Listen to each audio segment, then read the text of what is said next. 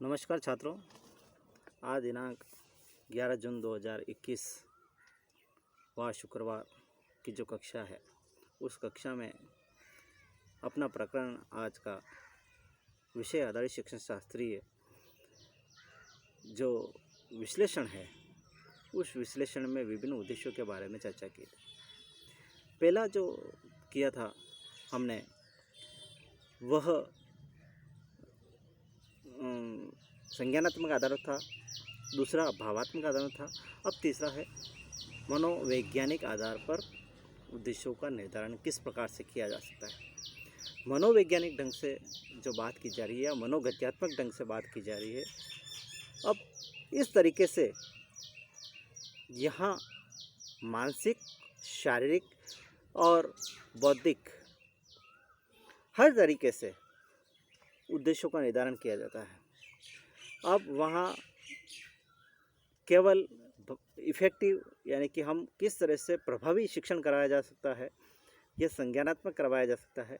अब यहाँ मनोगत्यात्मक की जो बात की जा रही है इसमें बौद्धिक भी होता है, शारीरिक भी होता है और सामाजिक भी हो सकता है, हर तरीके से।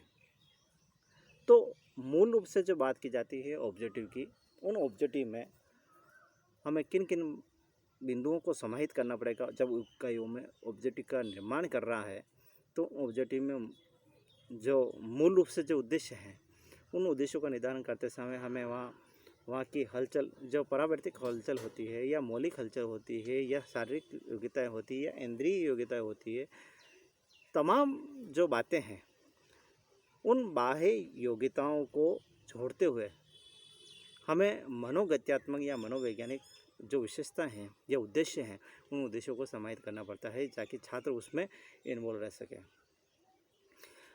परावृत्त हलचल जो मनोगत्यात्मक का पहला उद्देश्य है, परावृत्त यानी कि रिफ्लेक्स मूवमेंट।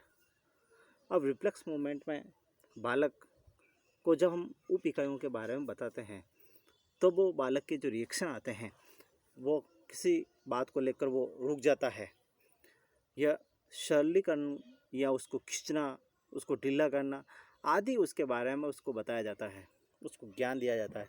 तो बालक यकायक उस ज्ञान को जानने के लिए अचानक रुक जाता है क्योंकि मनन करने लग जाता है मनोवैज्ञानिक ढंग से। तो इसका क्या परिणाम होगा, जब ऐसी परिस्थिति आएगी उसका कैसा स्वरूप होगा, उसको सरल तरीके से किस तरह से समझा जा सके, अपने दिमाग की नसों को खींचने का प्रयास करेगा। वो हाँ, मुझे इस पर जोर देने की आवश्यकता है कि मेरे लिए अलग से नया टॉपिक है, मुझे इसमें किस तरह से जानकारी प्राप्त करनी है, तमाम बातों को जानने का वो प्रयास उसमें करेगा।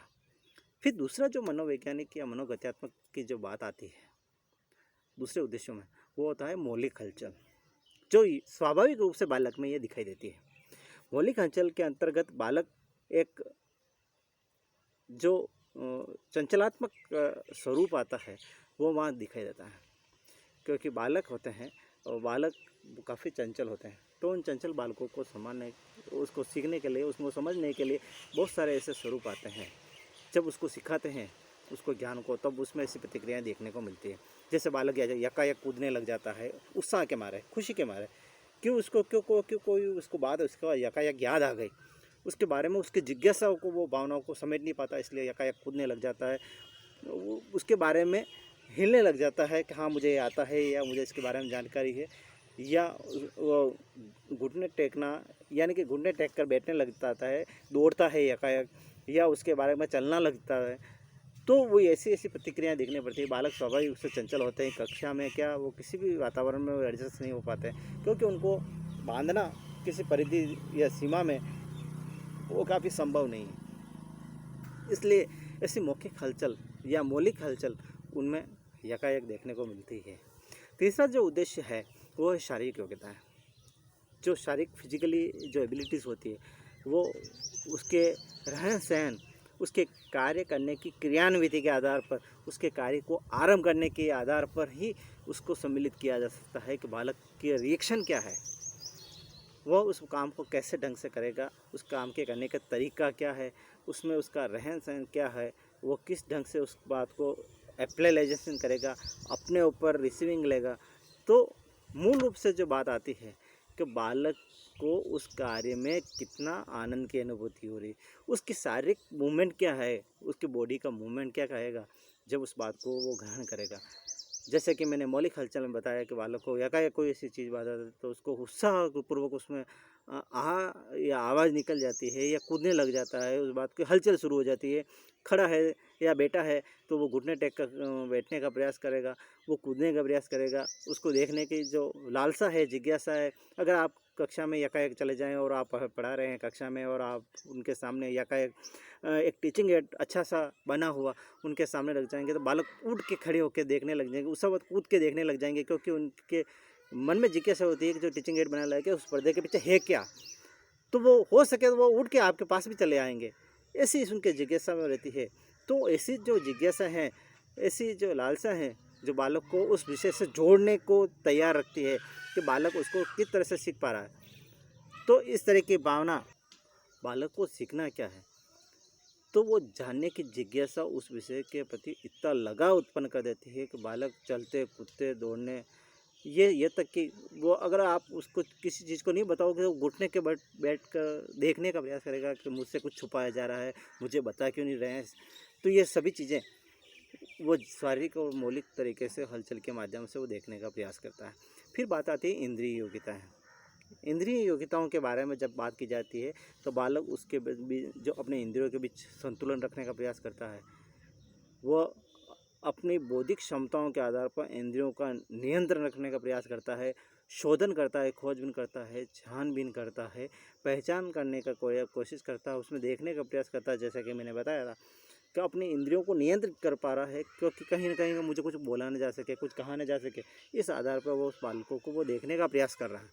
अब वो बात वो वहाँ तक ही तय नहीं है कि वो क्या कहना चाह रहा है, क्या सुनना चाह रहा है, वो नहीं है। बस उसकी जिज्ञासा है कि मुझे वो चीज़ देखनी है, उसके बारे में रिसर्च करना है, शोधन करना है, शोध करना है कि ऐसा कुछ नयापन आया है जिसके बारे में मैं समझ नहीं पाया हूँ या कुछ नया बताना जा रहा है। तो इस तरह की जो जिज्ञासा है वो जिज्ञासा एकाएक उसके दिमाग में आ जाती है और वो जानने का प्रयास पूरा करता है। अगर नहीं बताओगे तो भी आपसे वो कालांश के पूर्ण होने के अवधान पर वो उस पर देखने का प्रयास करेगा। फिर बात आती है निर्बाध प्राप्ति। बालक को जब विषय से अवगत कराया जा रहा है तो उसके बारे में उसको ये जानने का प्रयास है कि आप क्या लेके आए हो जानकारी, वो तो जानेगा। फिर भी वो उसको सीखने के लिए किसी प्रकार का कोई नियंत्रण नहीं चाहिए। आप काफ़ी नियंत्रण करना चाहेंगे तो वो नियंत्रण नहीं रख पाएगा। फिर बात आती है बाह्य प्राप्ति या बाह्य निर्बाध प्राप्ति की जो बात आती है। अब वो बालक समझ रहा है कि शिक्षक मुझे पढ़ा रहे हैं, मैं उनको सुन रहा हूँ, तो खड़े खड़े बैठे बैठे मुस्कुराएगा, उस ज्ञान को सीखने के लिए हामी भरेगा। हो सकता है आपने जो चीज़ बताई है वो स्थिति बनाने का प्रयास करेगा, चित्र बनाने का प्रयास करेगा, खड़े होने का प्रयास करेगा, बैठने का प्रयास करेगा, यानी कि आपको वो पूरी तरह से कोऑपरेट करेगा। ये तय है कि आप उसको ज्ञान को कहाँ तक उसको कोऑपरेट कर पाते हैं। तो कुल मिला के जो बात की जा रही है मनोगत्यात्मक स्वरूप में, कि जब आप उसको रिफ्लेक्स के माध्यम से उसको ये सिखाना चाहते हैं कि ये ज्ञान तुझे दिया जा रहा है वो तुम्हारे लिए काफ़ी कारगर है। मनोवैज्ञानिक ढंग से देखा जाए तो बालक उस जिज्ञासा के मारे जो उद्देश्य आप उसमें निर्धारित करके लाए हैं कि मुझे विषय वस्तु के आधार पर छात्रों को जो ज्ञान देना है वो ज्ञान उनको बड़ी बातें मिल जाए। और शिक्षक अपना 100% बालकों के लिए ही तैयार करता है कि मैं बालकों को नवीन से नवीन जानकारी उनको प्रदान करूं, अपने से नया नया इनोवेशन उनको छात्रों को प्रदान करूं, ताकि वो विभिन्न प्रकार की सूचनाओं, उन विभिन्न प्रकार के डाटाओं को, विभिन्न प्रकार के आंकड़ों को, विभिन्न प्रकार के किस्मों को सूचीबद्ध तरीके से, सारणीबद्ध तरीके से बालकों के सामने टीचिंग एड के माध्यम से कि ये अमुक अमुक प्रकार की जो फसलें हैं या अमुक प्रकार की जो उपजें हैं या अमुक प्रकार के भौगोलिक वातावरण में इस टेम्परेचर पर उगाई जाती है, अमुक प्रकार की मिट्टी का प्रयोग होता है, अमुक प्रकार के बीजों का प्रयोग होता है, उन बीजों की प्रकृति के उनके चित्र इस प्रकार हैं। उन सूचीबद्ध तरीके से छात्रों को मनोवैज्ञानिक ढंग से उनको तैयार करता है, उनको मौलिक तरीके से उनको तैयार करके, उनको शारीरिक तरीके से, उनको इंद्रिय तरीके से, हर तरीके से मनोगत्यात्मक तरीके से उनको तैयार करने का प्रयास करता है और अपना 100% देने का प्रयास करता है। जिससे छात्र और शिक्षक दोनों ही अपने विषय के प्रति एक सजगता और एक नयापन लेते हुए उस शिक्षण विषय को या उप इकाई को बड़ी गंभीरता से पढ़ें। तो इस तरीके से वो चीज़ें वहाँ उसमें दिखाई देती है। अब शिक्षक और छात्र के मध्य जो अंतःक्रिया होती है या कम्युनिकेशन होता है, उसके माध्यम से ही नई नई बातें उसमें निकल के आती। तो छात्रों, आज के लिए तो इतना ही। कल नए विषय के साथ उपस्थित होऊंगा आपको। आज के लिए इतना ही। धन्यवाद।